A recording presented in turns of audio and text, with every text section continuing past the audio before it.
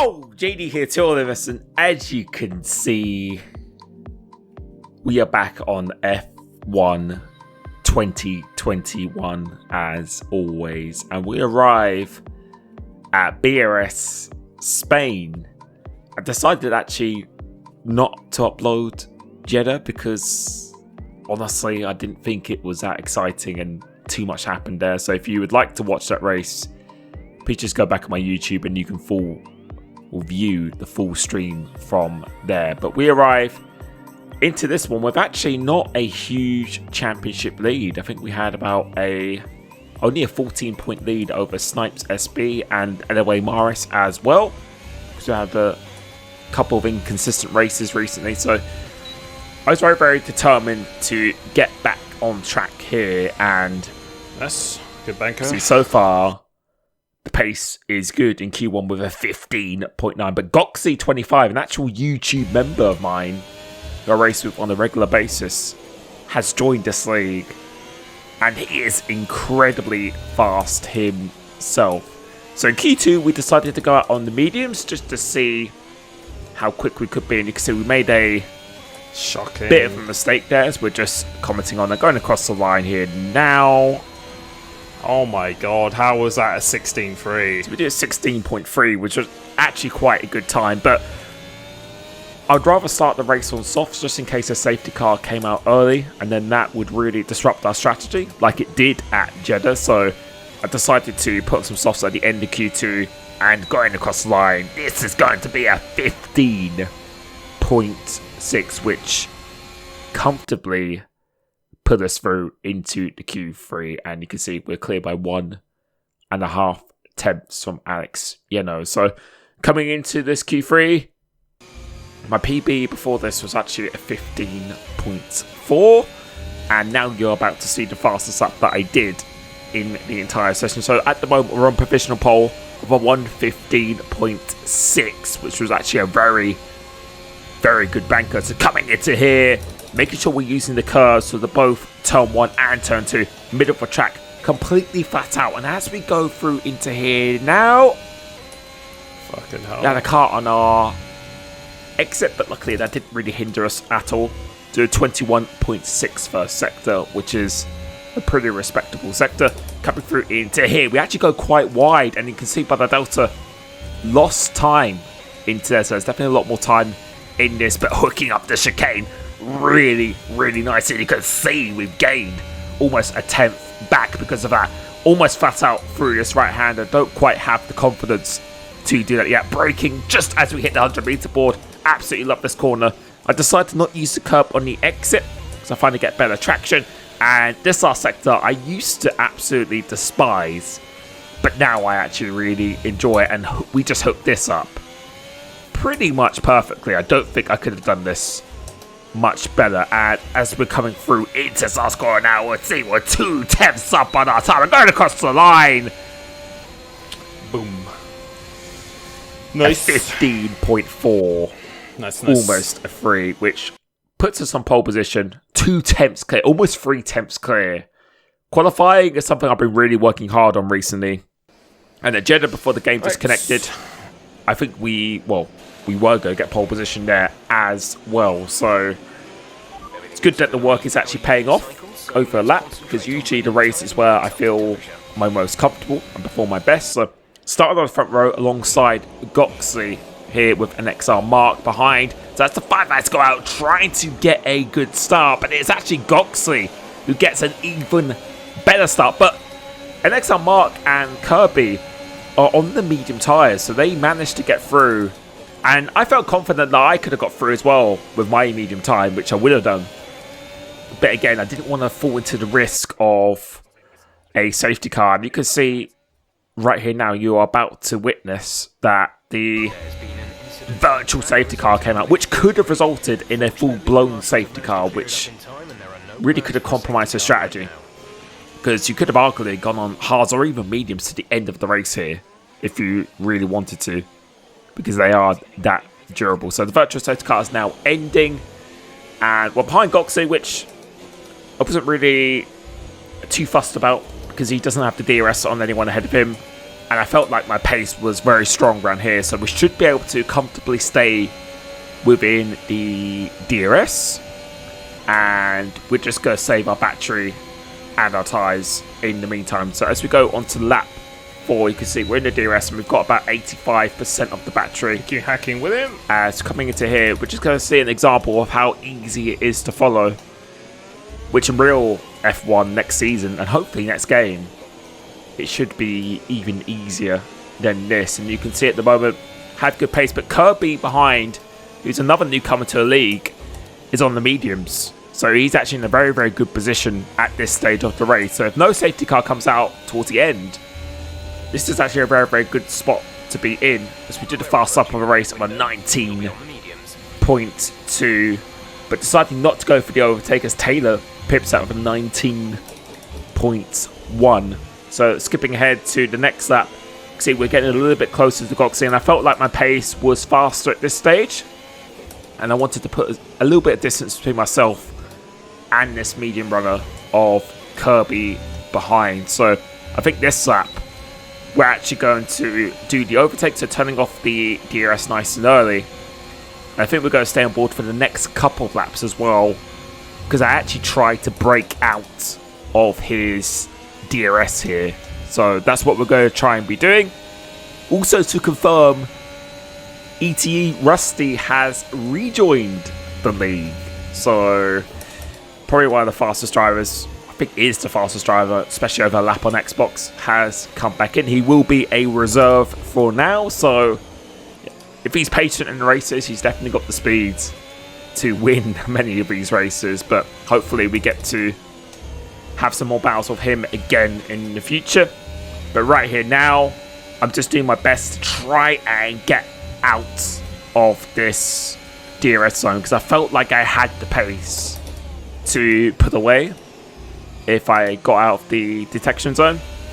So we're going to try and force his hand and really try and stretch him and force him into a mistake as much as possible at this stage of the race. So coming through to chicane, these laps are really, really good. You can see we're doing our personal best so far, coming out of the last corner using the ERS, and it's going to be an 18.7, the fastest lap of the race so far. And you can see we're continuing to actually use the battery, because I felt really, really strongly that if we could get out of this gap, then we could make our race much, much easier. So the gap is about 6/10 of a second, 7/10 of a second now. So keep on using the battery, but we can't keep using it for lap after lap, otherwise we will be at a very low point. So it's really only this lap where we have the opportunity to do it. And see, the gap is kind of fluctuating, but he's doing quite a good job at staying within the detection point. And there's another DRS zone on the exit of this next right-hander, so I don't think it's going to be quite enough. You can see we're pushing quite hard now, but Goxie, fair play, his pace is very, very good at this stage of the race.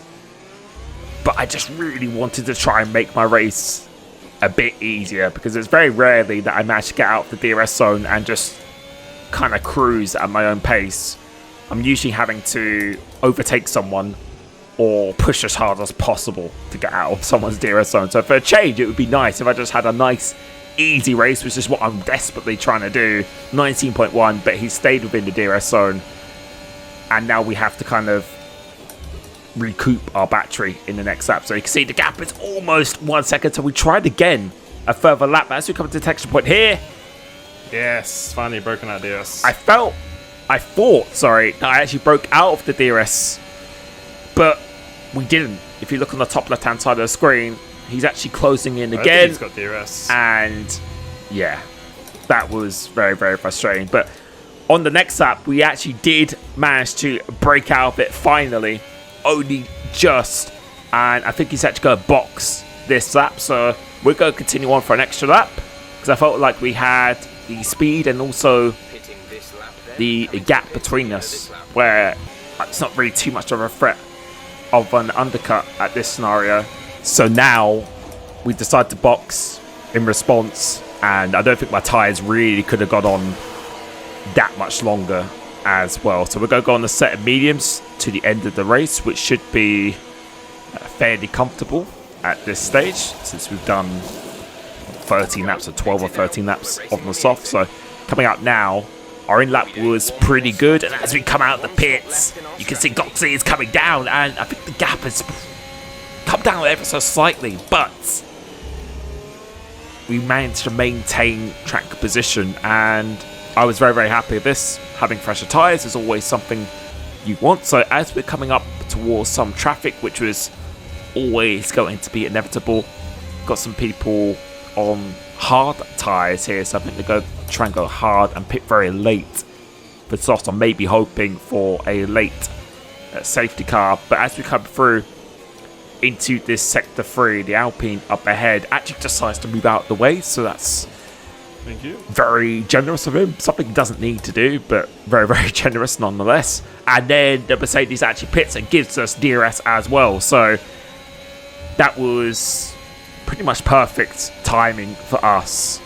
And you can see once again, I think we're going to try and make another attempt of breaking out the DRS zone of Goxie, because I felt like I always keep saying that I had the slightly more pace, and it's just going to make my life much, much easier. So the gap is about almost 9/10 of a second at the end of sector 1. So I was feeling very confident at this stage that we would be doing enough. Since sector 3, I normally get that done very, very nicely. So coming out of the exit here, the gap is about 9/10 of a second. So all we have to do is just find one more tenth coming through into this last corner, but we do have another DRS zone, and the gap is now up to 1 second, and I think he has just enough got within that detection point. So you can see the gap is coming down ever so slightly, but all we have to do is just nail this last sector. And watching this back, I felt like we did that. We have the slightly fresher tyres, felt like we had the slightly better pace. The gap is almost 1 second, but he's hanging on by friend. It's 1 second now. Coming through into here.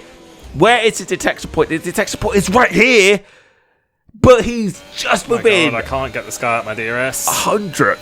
Half 100th within what he needed to do, and he still gets the DRS, which is just so frustrating. So we try again the next lap, and the gap is pretty much identical. Almost 1 second coming into here, and then where is it going to be on the detection points? My God. Go away. Exactly. He manages to still stay within the DRS zone, and then the next lap is slightly closer, so almost 9/10 again. 9.5, almost a second here, but at the detection point, he just seems to absolutely nail this last sector every time. It's just so frustrating, because this guy just go away. It's just meaning that we have to use a lot more ERS than we would like, and then the gap again coming through into here is about 1 second. Now it's 1 second. Is it going to be 1 second on the exit? Again. No, he again. Still stays there, man. About 2 thousandths away. We always seem to have this. We could never ever. He's still got the DRS. Get a bit of someone's DRS we need, or get someone out of our DRS as well. So we're having to use a lot of energy at this stage of the race. The Speed Demon has now gone out, and then this is a virtual safety car. I was hoping this was a virtual safety car, and we're about to see here now. Yes, it is. So thankfully that wasn't a full safety car, otherwise we would have to probably make a difficult decision. And I saw this as maybe an opportunity to finally break out of the DRS zone. So as we get a really good restart, you can say we've absolutely nailed this restart here, and nice. We have done what we needed to do. So now let's see what our pace truly is compared to Goxie. And you can see the gap is about 1.1, 1.2 seconds coming through into here, as long as he doesn't get back within the DRS. Again, coming through into here, you can see the gap has now gone up to about 1.4, so just pulled 4/10 going through into here, because I think he knows it's going to be a very difficult task. And on the exit of this, the gap is 1.4 seconds, and now I'm feeling a little bit more relaxed than I was before. So as we skip to lap 28, because the gap has gone up to 1.8 seconds, so another 4/10. But FRA Arch has retired from this race, and is that going to be a virtual safety car? or not. No, it's going to be the Safety full-blown safety car. And now we have a decision to make. It's lap 28 of the race. We've got 5 laps to go. I'm in a very, very big predicament because whatever I do, the person behind is going to do the opposite. So I felt if I continued, everyone's just going to pit for fresh softs behind me. So I decided to take matters into my own hands, and I'm actually going to box. Because I think recently at tracks such as Zandvoort in ORL, I stayed out and it didn't work out for me.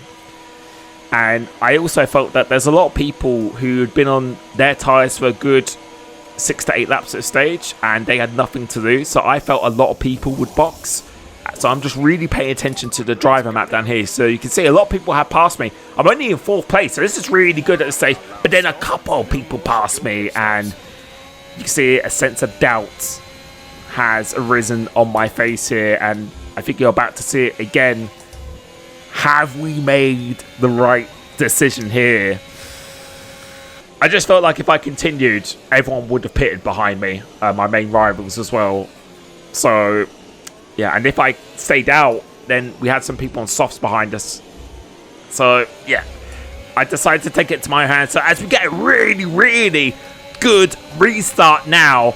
So now we have pretty much 2 laps to try and win this race without the use of the DRS. So coming down into here, we get a really good run on Kimi. Snipes SB is actually my main championship rival. He does have a 6 seconds worth of penalty zone, and he is on the hard tyres. So with these fresh softs, we should be superior in the pace. And going through to we're just going to outbrake him with the extra grip we have, and that move should be done. So we managed to get 2 cars in 1 sector, and we need to do the same again. These guys up ahead of me decided to stay out. They have about 5 to 6 lap old softs, and I can tell you having fresher softs is about to hit Jeff now. They're 9 laps old, so we don't even have a lap old soft, so we should be much, much faster than these people. And Goxie has been on those tyres since around lap 12, so it'll be approaching almost 30 laps now. So, but the key thing is, we still got 2 laps of this race to go, so I actually felt like I was in a good position here. If I could just get Kirby and Mark on this lap, or the next lap coming, then I felt it should be a pretty comfortable overtake on Goxie for the last lap. So right here, the wings we're using 1011 wings. I had posted my setup in my YouTube Discord. If you click the join button, you'll be able to see that as we go down the inside of Kirby. So I don't think he was really particularly fighting that too hard. And now we have got to try and overtake NXR Mark on this lap. So that was the target I had in mind. We're not going to get DRS until sector 3 of the final lap, and I don't want to be this 3rd man in the DRS train. So coming through into here, I didn't know how many lap old tyres. I couldn't quite hear Jeff there, but I think he has at least 8 lap old tyres. So coming through into here, no DRS enabled yet. Using the overtake button, I was thinking about maybe going in from here, but it's going to be a little bit too far than our liking.